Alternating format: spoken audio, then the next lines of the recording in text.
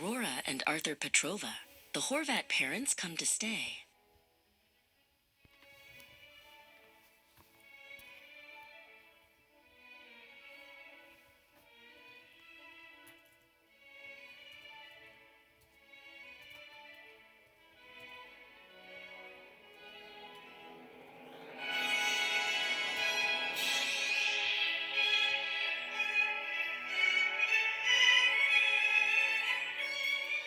In Great Baddow, where the autumn leaves turn brittle and brown, the Petrova house stands weary at the edge of the town. It is Wednesday, November the 1st, 1520 on the dot, at 18 Harrow Way, a place the landlord has forgot. Aurora stands on the brink of a new, stressful day, as the gray clouds of Essex refuse to drift away. The house is on borrowed time, the tenancy is thin, while the cold November wind tries to whistle its way in. Aurora returns from Baddow Hall, her long hair in a pair of ponytails that bounce with a loquacious, lively air. Arthur sits inside, his green glasses perched upon his nose, akin to a scholar as his homeschooling knowledge grows. Ruby Taylor is his tutor, sitting reticent and kind, helping him to nurture every corner of his mind. He prefers the quiet rooms to the playground's noisy shout, while the rhythm of the lessons turns his world inside out. Petar walks the hallways where the Balkan patterns bloom, worrying about the landlord and the threat of impending doom. The situation is dire, he mutters to the cat. The peril of a house sale. Imagine having to face that. The house has 3 bedrooms, filled with ornaments and grace. Bulgarian traditions occupy every single space. Kiev the ginger tabby watches Petar with a sigh, as the shadows of the afternoon begin to multiply. For lunch, there is a treat that makes Aurora's spirits soar, warmed Chinese noodles like a salty mountain on the floor. Of a ceramic bowl, at least, as Petar serves the meal, with an ecstatic energy that they both can truly feel. Yum, cries Aurora, her pink glasses catching the steam. Living in this Chelmsford house is her ultimate dream. Petar smiles at his daughter, though his heart is heavy too, wondering how much longer they can stay in Harrow Way View. They talk about the cars they've owned, a history of steel. From the red Audi A3 that lost its spirit and its wheel, it was erratic and notorious, a breakdown prone to stall, followed by the Vectra, the most horrendous eyesore of them all. That royal blue Vauxhall, Arthur says, was a tragic, rusty sight, albeit it got them through the dark of many a winter night. But those former vehicles are gone, like ghosts of journeys past, for the Petrovas have found a car that's built to really last. Outside, the black BMW stands regal in the lane, a Series 3, a diesel king that mocks the autumn rain. Petar is ecstatic with this automatic prize, a distinguished upgrade in everybody's eyes. The guests have arrived. The itinerary is set for the most important visitors the house has ever met. The latter guests are special, coming from the Sophia's son, Aunt Sasha and Uncle Billy. Let the 8-night stay begun. Zdravejte. Zdravejte. Hello. Petar cries with a grin, as the Horvat parents let their Essex holiday begin. Their arrival must coincide with a house that's clean and bright, before the sun descends into the belly of the night. Sasha is 44, with glasses and a stern, sharp gaze, prepared to spend her time in a strict but indulgent haze. Petar leads them inside, through the door of number 18, to the most crowded household that Great Baddow's ever seen. But a dilemma arises, a puzzle of the beds, a problem that is spinning in the children's weary heads. With only 3 bedrooms and the guests requiring space, Arthur must move his things to Aurora's tiny place. Billy laughs a hearty laugh, his glasses reflecting the hall. I shall sleep like a king, he says, standing proud and tall. He claims the boy's bedroom with a cheerful, booming tone, leaving Arthur feeling like he's lost a kingdom of his own. Arthur is reluctant to move his books and his gear. To exacerbate his mood, Aurora's room is very near. He hauls his green duvet, while Petar lends a hand, following the rules that the grown-ups have planned. This room is out of bounds, Aurora yells in a fret. It's the smallest, most crowded place I've ever seen yet. But the decision is final. The guests must have their rest, and Arthur's old bedroom is deemed to be the best. To make matters worse, they are like chalk and cheese, a sister and a brother whom it's very hard to please. They squabble and they bicker over every inch of floor until they can't imagine staying roommates anymore. Don't alienate me, Arthur cries. I have no other choice.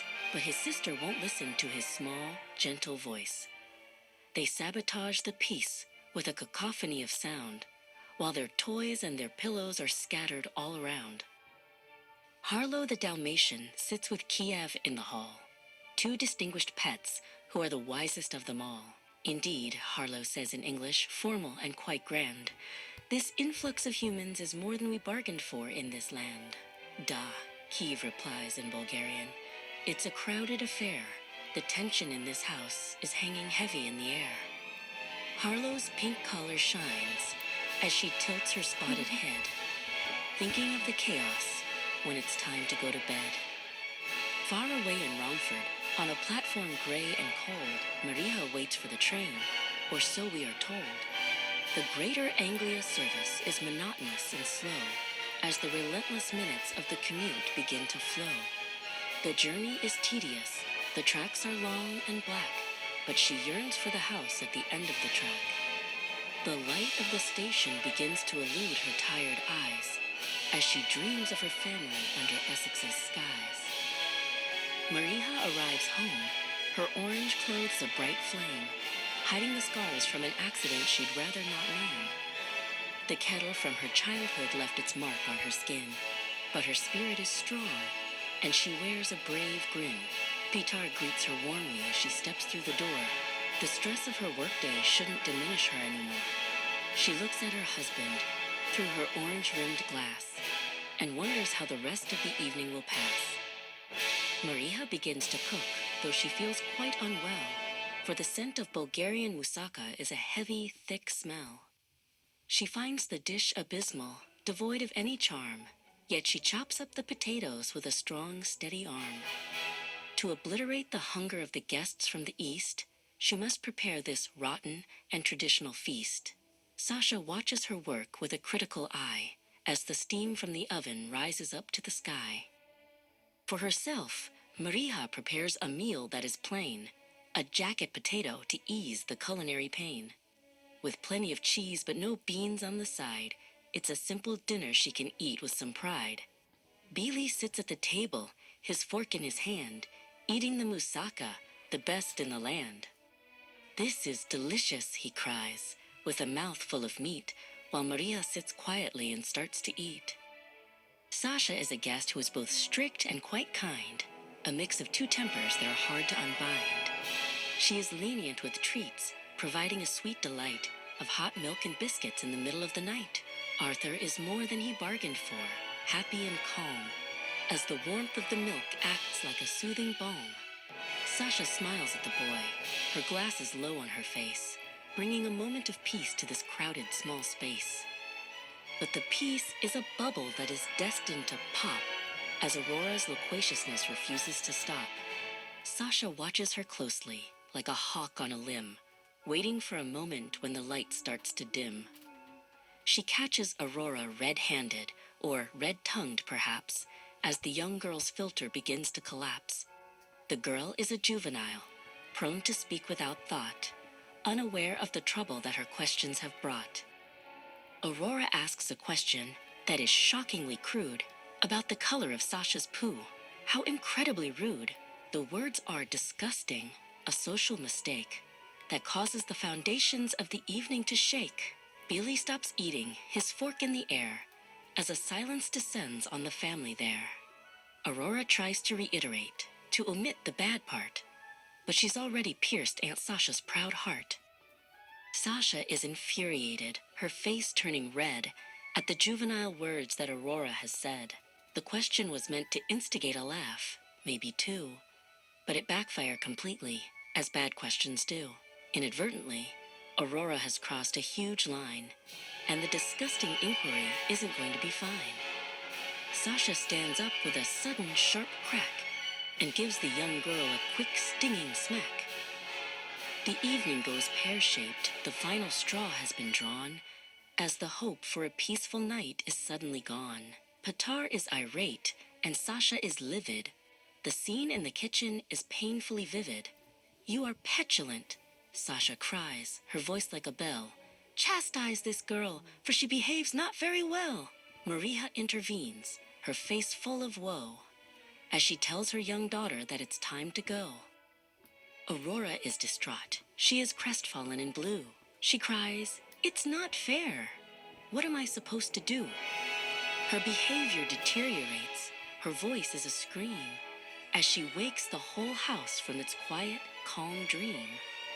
The incessant shouting adds fuel to the fire, as her demands for some medicine grow higher and higher. She is prone to these outbursts when she feels the despair, a cacophony of sadness that fills up the air. Maria is firm. She must sanction the girl, as the events of the evening continue to whirl. "No kiss for tonight," is the mother's decree, and no tea for the morning, as you will soon see. Aurora is inconsolable. The punishment is dire, as she feels the full weight of her mother's sharp ire. Her pleas for forgiveness fall on deaf ears for a while, as Maria refuses to offer a smile. Harlow and Kiev watch from the dark of the hall, disturbed by the shouting and the noise of it all. "The situation has deteriorated," Harlow barks low. "It's a pity to see a good evening end so." "Relentless," Kiev purrs. The juvenile mind is a difficult treasure for parents to find. They huddle together as the house becomes still, waiting for the drama to go over the hill. But Maria's heart softens, as mothers' hearts do. She returns to the room to see the night through. To no avail was the anger, to no avail was the fight. She brings the medicine to make everything right. In the penultimate moment before Aurora sleeps, the bond of the family is the promise she keeps. They hug in the shadows of the small, crowded space, as the tears are all wiped from Aurora's young face. The ultimate peace has descended at last, as the squabbles of Wednesday move into the past. "Lika nosht, velika nosht, velika nosht, velika good night," Petar sighs, as he looks at his children with tired, kind eyes. The Petrovas are tolerant. They are loving and strong, even when everything seems to go wrong. In Great Battle they sleep, in their house, by the way, ready to face a brand new Essex day.